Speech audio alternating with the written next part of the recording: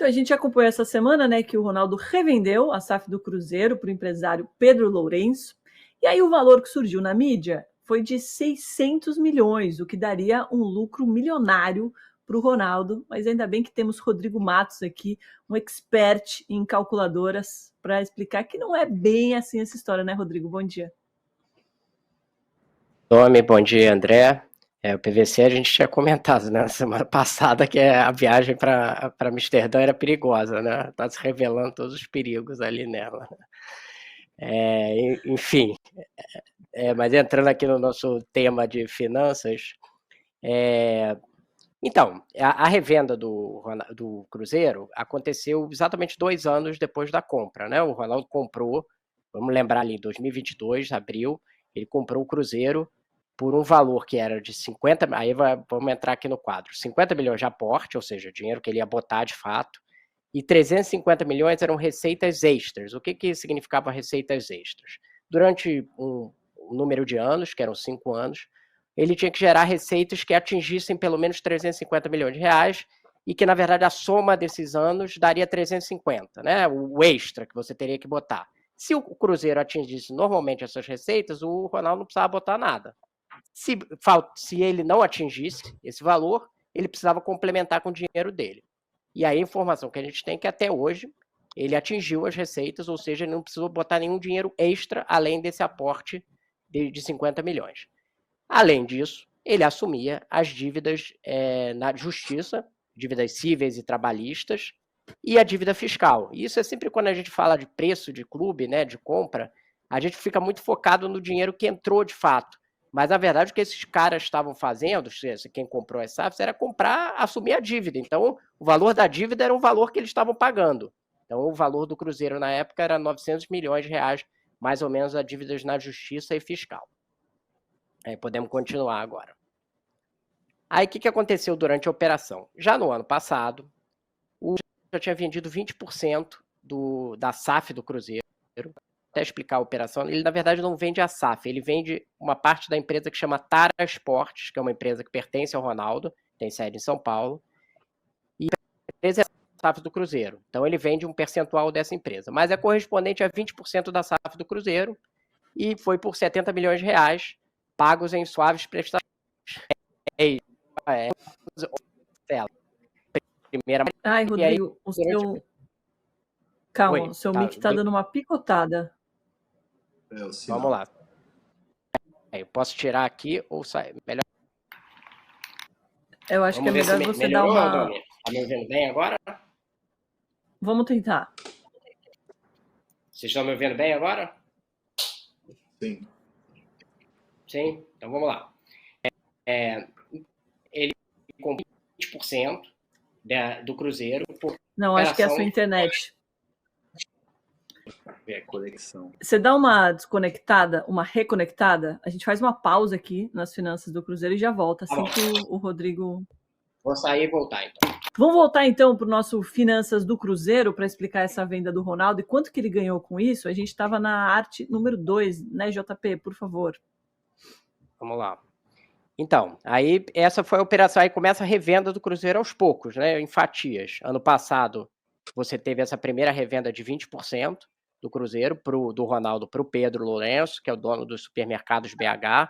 E aí, só para contextualizar para as pessoas, o que é o supermercados BH? Porque fica parecendo como uma coisa local. O supermercados BH é o 5º maior supermercado do país.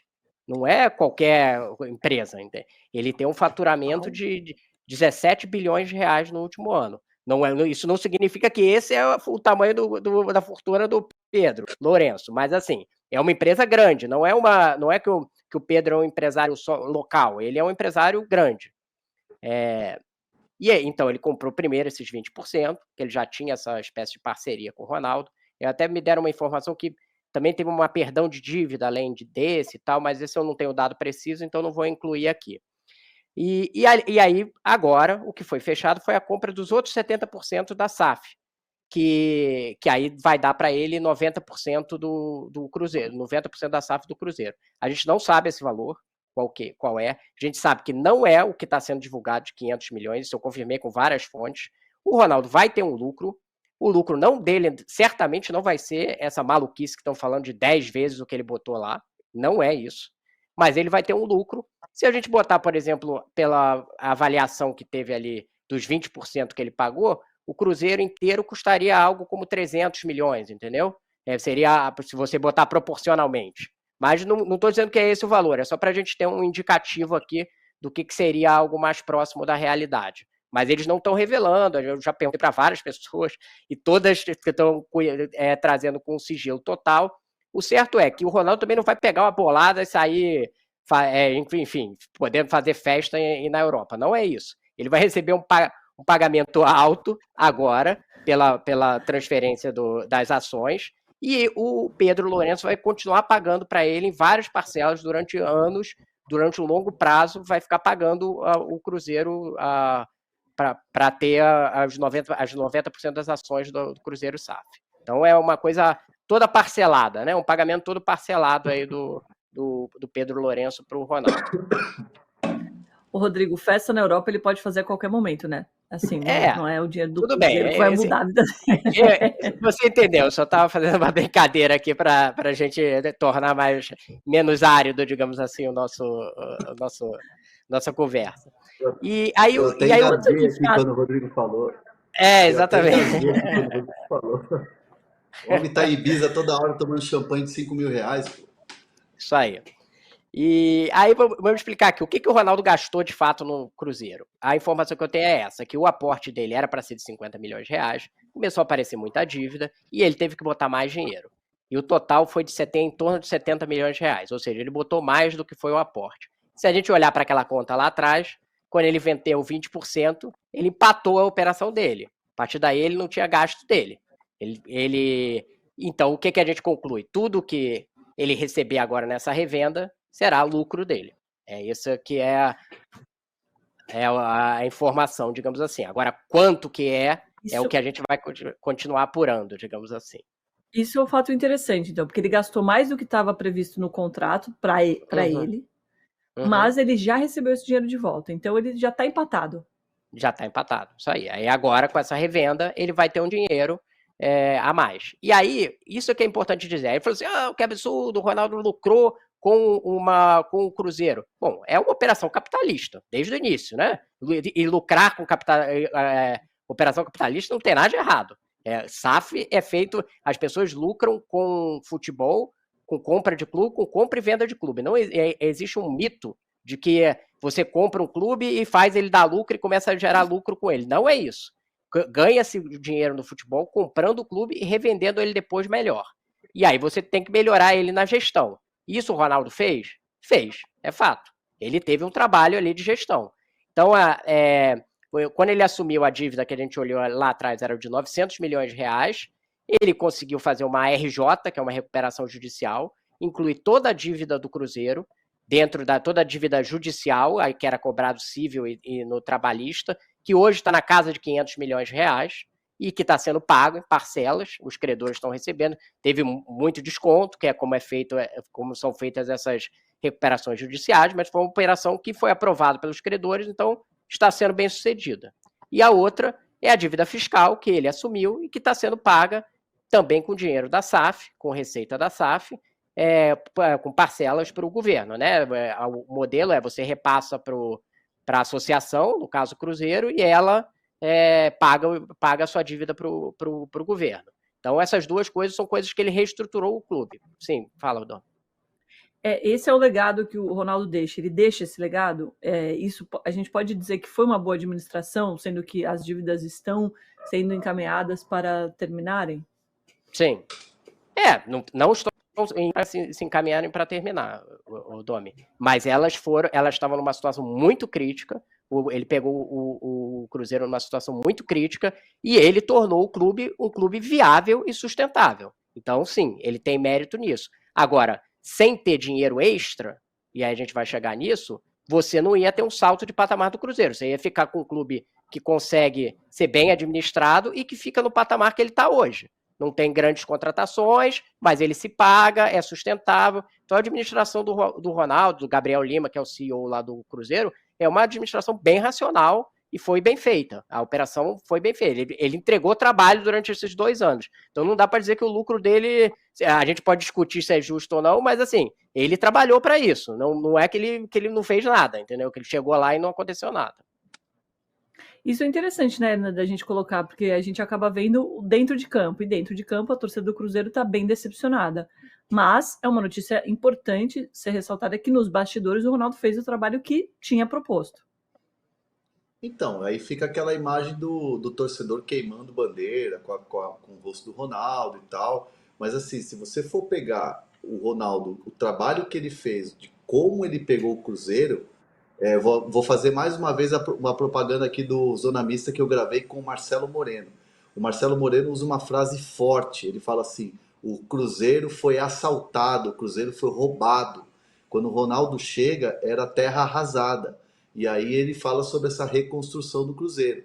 Então, assim, não sou eu, estou dando opinião, não é o Rodrigo, não é Domi, é um ídolo do Cruzeiro, é o Marcelo Moreno, bicampeão brasileiro, que diz que o Cruzeiro foi assaltado. Então, quando o Ronaldo pega aquela terra arrasada e consegue, com muita dificuldade, montar um elenco e subir para a Série A e entregar o clube minimamente ali, é óbvio que não foi tudo perfeito, tudo maravilhoso. Eu acho que o Cruzeiro errou várias vezes, principalmente em troca de técnico, principalmente em contratações equivocadas que afetaram o time dentro de campo, sem dúvida nenhuma.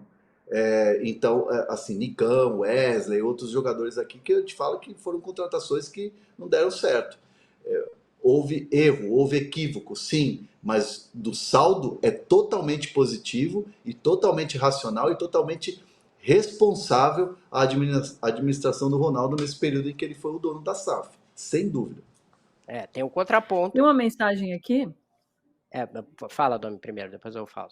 Do Gui Verde, valeu Gui, que a diferença entre o Ronaldo e o Pedrinho é que o Pedrinho é realmente cruzeirense fanático e vai pensar o clube sem o viés do lucro. É quase um Paulo Nobre, ele é doente pelo Cruzeiro. Mas Gui, honestamente, eu não sei se isso é tão bom quando a gente está falando de uma SAF, né, de uma empresa. Às vezes a paixão pode atrapalhar, não? Eu tenho essa sensação, Rodrigo. Então, Paulo Nobre não foi dono, né? A sua ponderação é muito boa, Domi, e aí eu vou fazer a observação. Qual é a diferença do Cruzeiro, que aí a gente vai fazer o contraponto, do Cruzeiro SAF para o Vasco SAF para o Botafogo SAF? Não houve aporte de investimento forte para contratação. O Vasco gastou em 2 anos 200 milhões em elenco, o Botafogo gastou 200 milhões em elenco. O Cruzeiro não teve esse gasto. O Ronaldo não fez esse aporte. Pela coletiva que eles deram sobre a revenda, o Pedro Lourenço vai fazer um aporte para montar um elenco do Cruzeiro agora no meio do ano. Ele vai botar dinheiro. Aí, isso é positivo para a montagem de um elenco? Sim, é positivo porque você cria uma roda ali e tal, não sei o quê. Mas aí entra o que você ponderou, Domi. Se você alavancar muito o clube, ou seja, fizer um investimento que seja muito fora da realidade do clube, você corre o risco de todo esse processo anterior que foi feito para arrumar mais ou menos a casa. E então tem um limite entre, sim, precisa investir e melhorar o elenco, mas você não pode sair por uma coisa muito fora do que o clube permite de receita, porque senão você começa a ameaçar essas coisas no futuro. O Pedro Lourenço pode ser, ele é bilionário e tal, não sei o quê, mas o dinheiro não é infinito, em nenhum caso, né?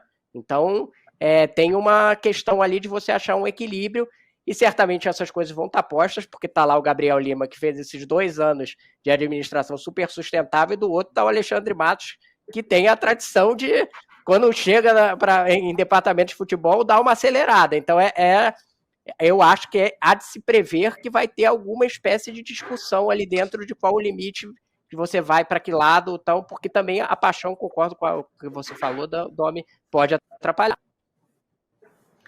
O Alexandre Gomes Brito, que também está sempre aqui com a gente, sempre pedindo likes. Obrigado, Alexandre. Aliás, deixa o seu like, por favor. Ele diz que o Cruzeiro é time, não negócio. É negócio, né? Infelizmente. Virou SAF, é negócio. Já era antes, né? O time tem a paixão, mas sim, é um negócio. Agora, com o SAF, não dá para a gente fingir que não é. E é importante a gente citar o Alexandre Matos, que é um personagem importante, né? 15 dias depois dele ter sido anunciado pelo América, ele assume o Cruzeiro.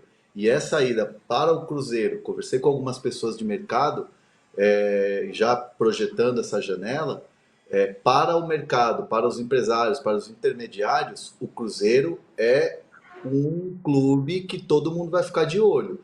E eu tenho escutado isso muito. Alexandre Matos vai ter carta branca para contratar, porque vai ter o investimento do Pedro Lourenço, vai ter investimento dentro do campo para contratação, aporte para contratação de jogadores. Então o Alexandre é muito bom executivo, principalmente quando tem ali carta branca para contratar. Então o mercado observa muito o Cruzeiro nessa questão dos grandes reforços na janela. O próprio Pedro falou isso, né, Hernan, que vai oxigenar o orçamento do Cruzeiro, foi a expressão que ele usou para investimento de janela. Agora, a questão é a gente saber quanto que ele vai querer colocar, né?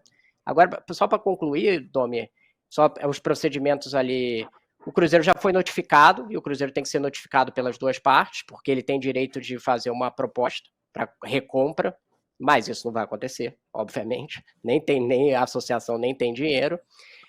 Há uma possibilidade, dependendo do valor, a minha informação é que a associação pode receber um pequeno percentual da transação, e aí depende um pouco das questões de quanto que vai fechar a operação, e essa operação tem que ser aprovada pelo CAD, justamente porque o Pedro Lourenço é dono de uma rede de supermercados gigante, então tem ali uma questão de operação. E só para... O Pedro Lourenço oficialmente não vai ser ele o dono do Cruzeiro. É o filho dele, Pedro Júnior Oliveira, e o outro filho, Bruno Santos Oliveira, que são os sócios da empresa que vai comprar a empresa do Ronaldo. Mas, enfim, é o Pedro que faz a operação e tal, não sei o quê, mas oficialmente é o filho dele que é o dono. E o Gabriel continua como CEO e o Ronaldo continua no conselho de administração, ou seja, tem aí uma coisa de uma transição entre as gestões. O Ronaldo vai continuar participando de decisões? Do dia a dia, não. Conselho de administração significa uma pessoa que fica mais de longe e pensa mais na estratégia e aprova uma estratégia geral e não no dia a dia. Ele não vai mais participar da operação do dia a dia. E o que ele deixou claro na coletiva ali é que ele vai ajudar, eventualmente. Mas ele não.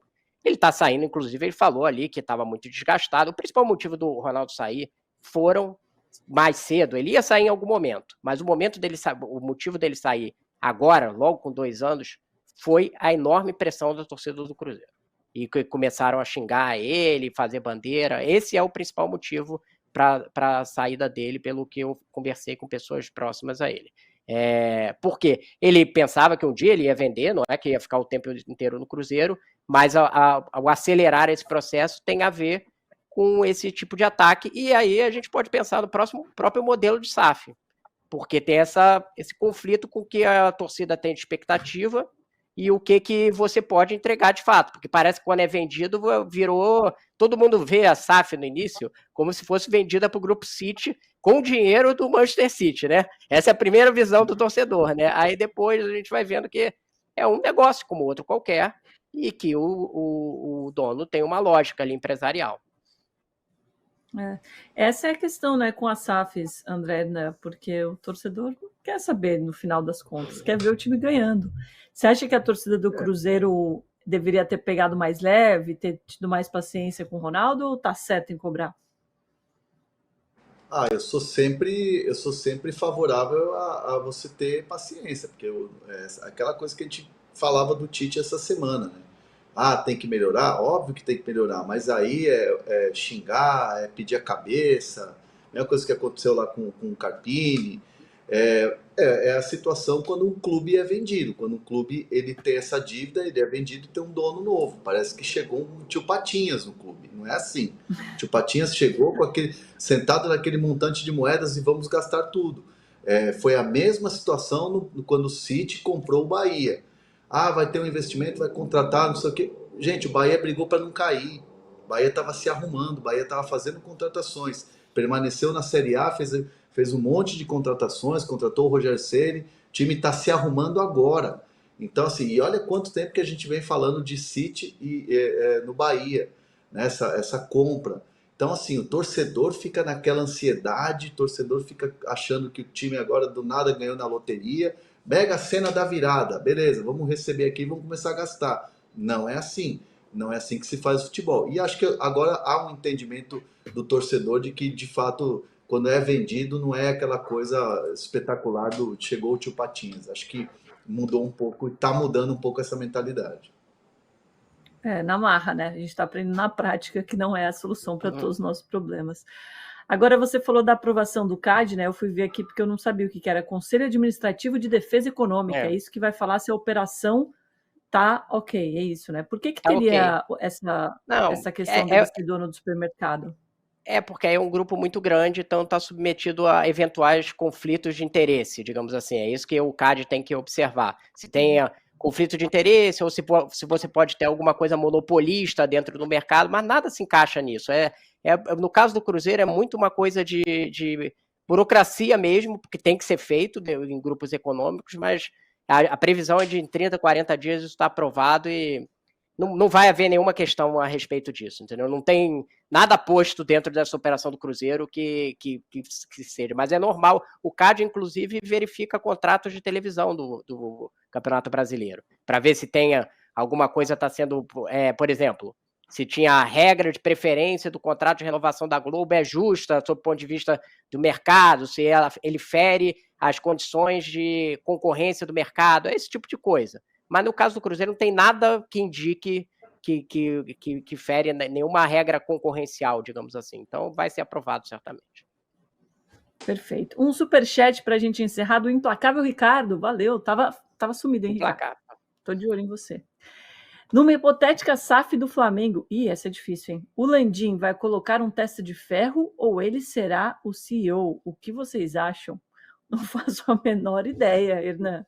Pergunta difícil. O Landim deu uma entrevista ao Globo Esporte essa semana aí dizendo que ele defende, né, a SAF do Flamengo para a construção do estádio com a venda minoritária. Mas ele deu uma entrevista dizendo que se precisar, ele se compromete a não ser o CEO, de que ele não vai ser o CEO de nenhuma forma, se alguém está desconfiando que esse é o plano dele e tal. Ele deu uma entrevista para os colegas do Globo Esporte falando isso essa semana. CEO tem que ser um CEO mesmo, né? Alguém que realmente seja bom para isso. Senão, aí é fadado ao fracasso, não? Tem que ser um operador. O Landim já foi CEO de empresas, né? De algumas empresas, já foi presidente da BR, né? Que é uma empresa gigantesca e tal. Mas eu acho que a questão é mais aí de política, inclusive, né? Eu acho que não faria sentido ele ser CEO se ele foi presidente do clube, né?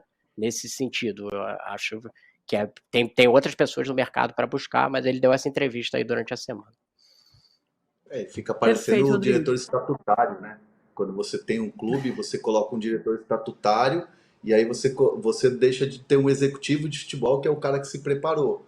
Né? Então, assim, por exemplo, o Corinthians tem o Fabinho Soldado, que nunca foi um executivo, mas é um cara que tem capacidade e está chegando agora no Corinthians. E antes tinha o Rubão, que oficialmente foi desligado do Corinthians ontem. Né? É uma carta, inclusive, do Rubão rebatendo e tal. Então é a eterna briga do executivo com o estatutário. O estatutário é aquela coisa muito política, é o dia a dia do clube, é o conselho. E o executivo é o cara que vai para a rua trabalhar, contratar e é cobrado porque recebe um salário como se fosse um CEO. Então acho que o futebol também precisa rever essas situações dentro das SAFs, porque não adianta nada você ser uma SAF e colocar um cara que é simplesmente coração, torcedor, um apaixonado e que toma decisão de cabeça quente e que não pensa como uma empresa de outro ramo, de outro segmento, quando se tem uma crise. No futebol parece que as coisas são muito diferentes, né? Precisa parar de ser bolha o futebol.